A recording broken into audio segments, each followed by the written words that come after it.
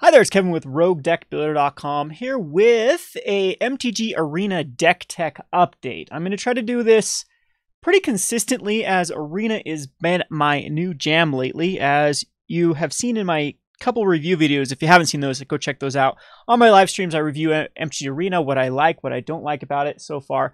But I think it's an actually really fun beta experience. Of course, the full game is not out yet. We're still in closed beta.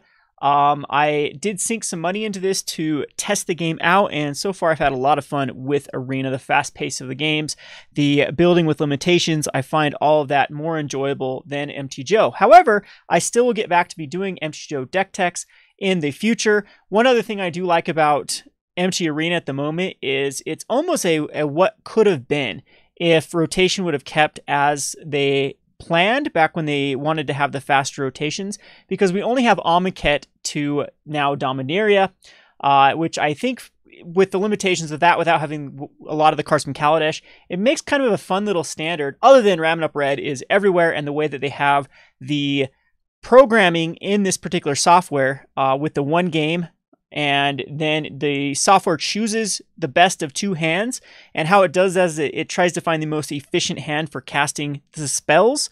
So basically it's the curve philosophy. If you can get as many spells possible out as quickly as possible, that is the best hand. And there isn't a deck that I can think of that really gives an advantage to than Ramming Up Red. So also there's no ban list, so you still see the Ramming Up Ruins as well as Rampaging Frostodon from time to time. And it's still the best deck at utilizing the mana as quickly as possible. So there are some complaints about it. I wouldn't, if you're trying to get like a competitive experience, maybe Arena's not the best client to be playing at the moment. However, if you're just looking to brew, have fun, build with limitations, I highly encourage picking up Arena and giving it a go. As you can see here, here's a quick constructed 7 wins.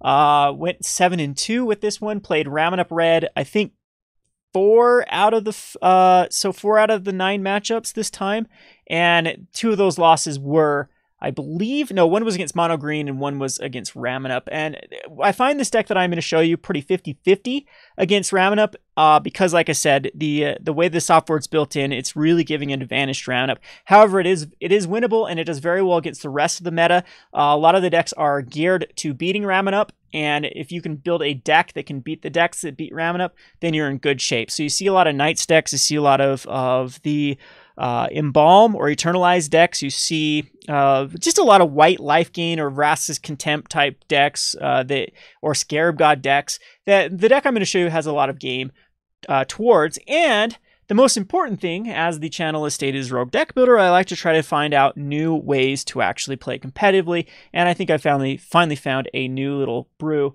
that I'm having a lot of fun with. So let's just go ahead and claim our prizes here and see what we get. 1,000 points and 2 mythics, so a Sylvan Awakening, a Huatli Warrior Poet, and the other mythic is going to be an Overwhelming Splendor. Not very splendorous with those mythics. So anyway, here is the deck that I have been playing. I call it Rhonas Monument Stomp. And I think I found the right little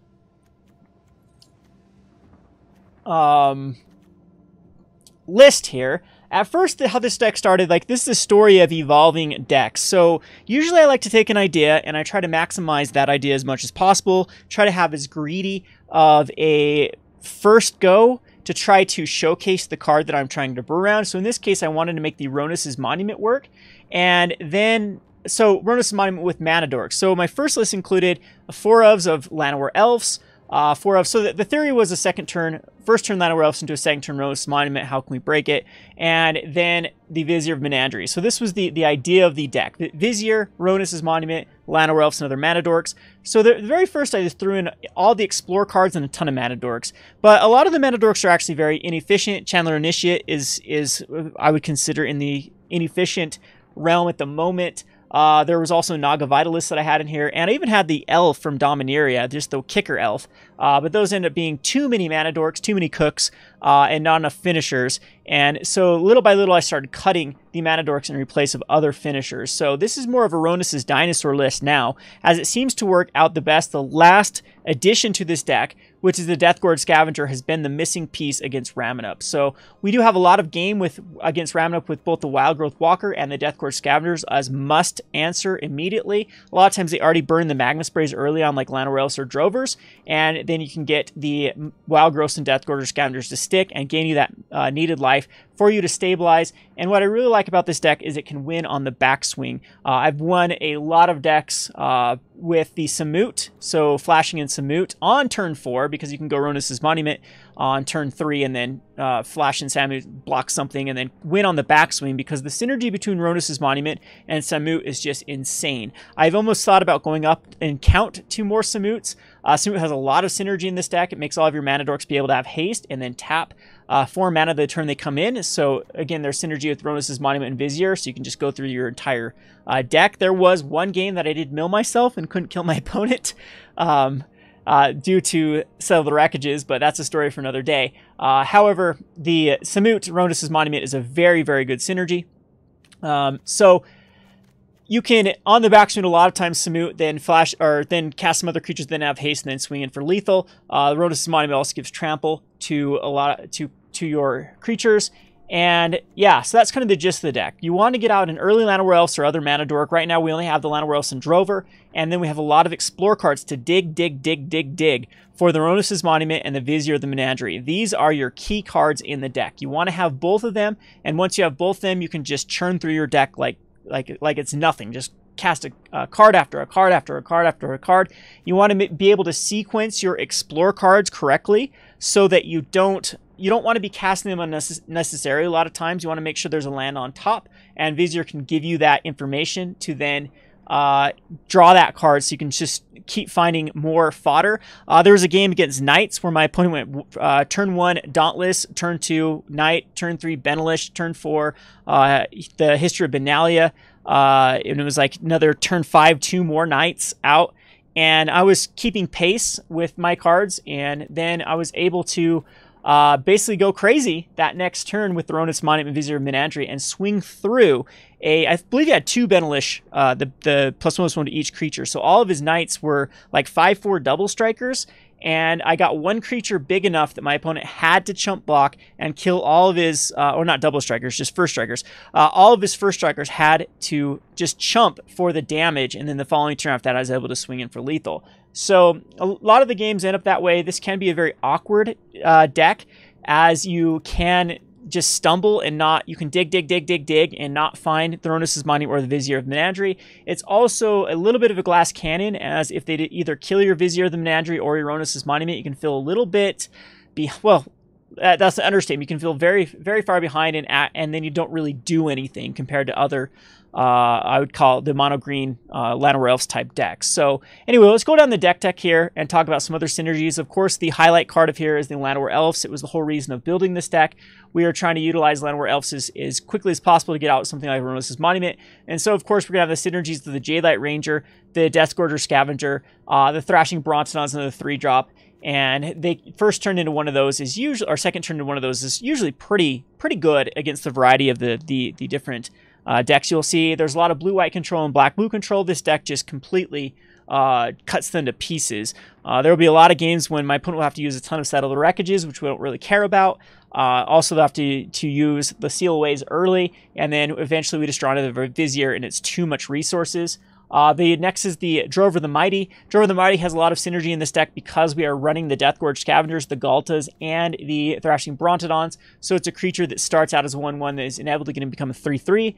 And then we have the Explore package of the Ixalli's Diviner, the Merfolk Branchwalker, the Jadelight Ranger, which all have the synergy with the Wildgrowth Walker. Wildgrowth Walker can help you stabilize versus the aggro decks, as well as become just a big, beefy creature that then can have trample later on. Then we have a Rhonas the Indomitable. This card is very key for kind of the mirror-ish type decks, or the decks that just like to really clog up the board. Think about the Embalm decks or the Anointed Procession decks. This is going to be your key card for not only playing like a little bit of a defensive strategy, but then on the aggro, giving something +2/+0 trample. It's kind of like your 5th Rhonas' Monument for that, to push you that one big creature. The Thrashing Brontodon is just good here to get rid of the Ixalli's Binding. That's usually the most problematic card. Cast outs are a second. Usually when your Rhonas' Monument gets Ixalli's Binding, that's the worst feeling ever, or your Vizier, you need a way to actually interact with it. So just 2 Thrashing Brontodons spend the right number for me. This is a card, though, I highly suggest you could go up if the meta is more of the enchantments. I'm actually hoping they print a Tranquility type card because we have Seal Away, Baffling End, Cast Out, Ixalli's Binding. There are just so many enchantments that I wish there'd be a way to punish these white-blue enchantment-based decks. But anyway, then we've talked about the Rhonas' Monument and the Vizier of the Menagerie.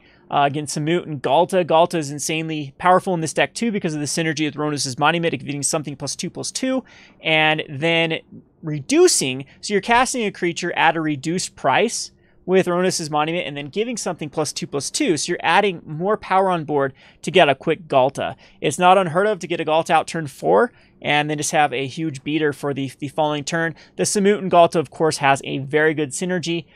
Regal Caracal, or not Regal Caracal, excuse me, Register Alpha would also be a card that is worth to think about putting in this deck, but I think that you'd have to go away from the Explore route a bit and then increase the land count. And last but not least, let's just talk about the land count. This is a little bit of exploitative of the software right now in Arena. So Arena is going to take 2 hands and they're going to give you the one that's the most efficient. So you can be very greedy with your mana base because that means it's going to give you an extra hand right off the bat, like almost an extra mulligan for the computer to decide which one's most efficient at casting your spells. So an 18 land deck would have a ton of mulligans.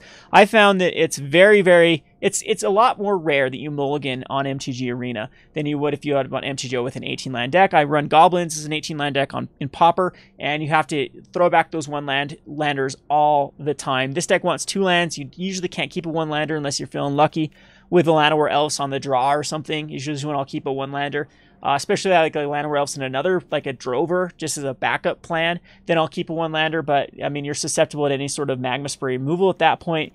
And yeah, so but with having the 2 hands, the computer's going to look at one. Maybe one has 1 land, one has 2 lands. It's going to give you the 2-land one. So we are going to exploit the software. You know, I guess it's not really exploit when everyone knows exactly how it works with a lower mana base. That then will allow you to have the more greedy hands. Of course, this deck does not want to hit into runs of lands. It's very efficient with the mana that it has. It's not very mana intensive or greedy. At that point, you just need to find the mana reduction cards and the Vizier, and then you can go through it. So again, most of the matches, I hardly ever go less than 4 wins, so the deck continues to pay for itself over and over and over. At one point, I was really high up in this the gold, but then I started doing these there's like a thing today. It's like a quick, let's see what it's called.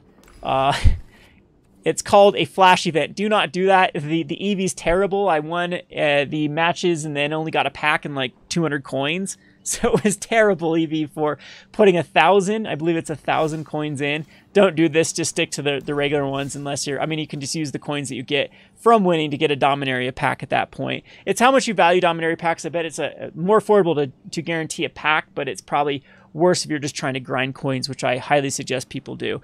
So you can go back to my list. I am only running a 1 of Rootbound. The 1 of Rootbound Crag because we only need 1 red source.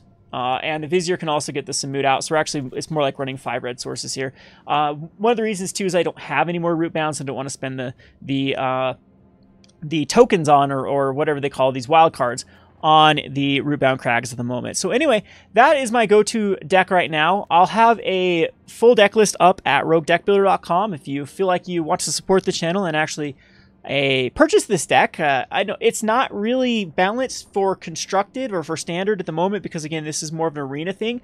But I don't think this would do too terribly at an FNM. You'll be surprised at how quickly this deck will just continue, will mow people over out of nowhere. Many Merfolk and Vampire. You'll see Merfolk, Vampires, Dinosaurs all the time. Because they're kind of the starter decks that are easy to upgrade on this software. And there will be a lot of times the board will look a little bit stalled or my opponents will be so far ahead. And then it just, at the blink of an eye, 1 draw, Vizier of the Menagerie later, then a creature is swinging for lethal with the Rhonas' Monument. And so this deck can just get out of hand very, very quickly. We'll continue to really evolve this deck. I mean, this is what I get out of Magic more. Like this is kind of how I started with the God Pharaoh's Gift deck with the I can't even think of my favorite card in Magic, the one that puts out these servos and you can sack the anyway, that's how that deck, the Godpharaoh's Gift deck, evolved. It evolved from like a weird janky type list to try to figure out an idea, till then it was tune to try to find a list that's actually competitive, and I feel like I've got it here with the Rhonas' Monument Stomp. It's funny that I've never seen a deck like this before. Most people are just running Rhonas' Monument more of just as a you know, bigger creature. They're not really going full in on the Vizier and the Rhonas' Monument. So I hope you enjoyed this deck list. Again, you can see a more in-depth deck list over at roguedeckbuilder.com. And yeah, if you feel like supporting the channel, this is how we keep the channel afloat now without any sponsors. We sell actual Magic cards. We sell decks over at roguedeckbuilder.com/store, and if you want the card signed or sleeved, we also can offer that as well. I appreciate everyone sticking with me through kind of the blah that was the April. I just was not really into Magic that often. We'll try to get back to streaming once I can get a stable internet connection and we can get Arena to work. For whatever reason, the software I'm using to record, OBS, does not like Arena. They like self-compete with the resources and they start bouncing off each other, and pretty soon my computer crashes. So I'll have to figure out a better way to do so. If anyone has any suggestions in the comment section, I'm very, very looking forward to finding a solution to that. Anyway, this has been Kevin with RogueDeckBuilder.com. Thanks for watching.